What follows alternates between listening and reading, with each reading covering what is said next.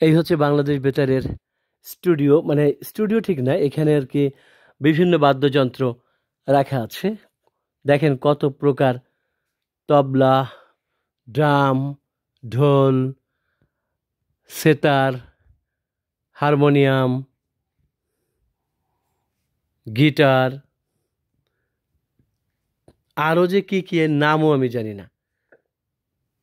যাই হোক, এটা হচ্ছে একটা, আরও আছে, আরও দুটো রুমে এরকম।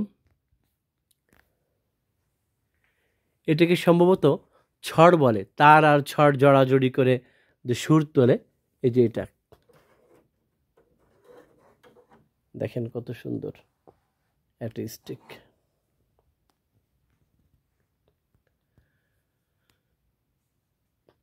এরকম এক একটা স্টুডিও।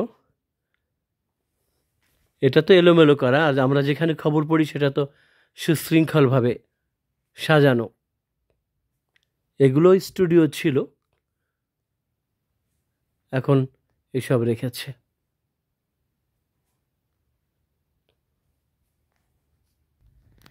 এটা হচ্ছে স্টুডিও, এখানে গান গায়।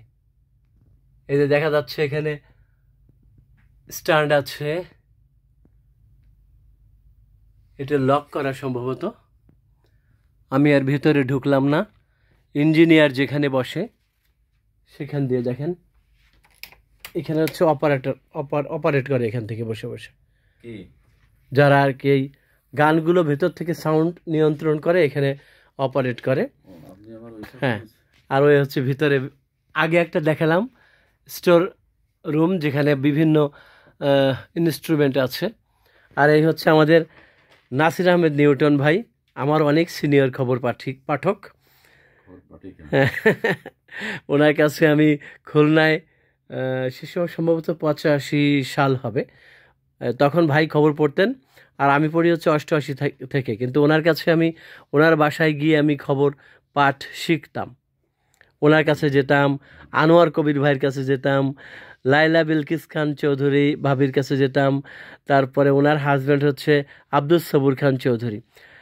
আপনি কত বছর খবর পড়েন নাসির ভাই এখানে, মানে বেতারে কত বছর? বেতারে 1981 সাল থেকে এই পর্যন্ত ইনশাল্লাহ।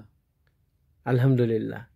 তার মানে কত বছর হয় তাহলে? 81 সাল থেকে 24 সাল, 24 আর 20, 44, 43 বছর। 43 বছর। চারটিখানি কথা না। এখনো আমার ভাই বেশ স্ট্রং, এখনো যে অভিনয় করে দরাজ কণ্ঠে। আপনার কি কোনো ডায়লগ মনে আছে এখন?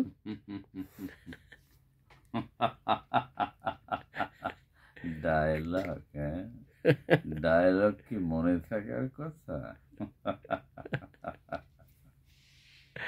দারুণ করলেন ভাই।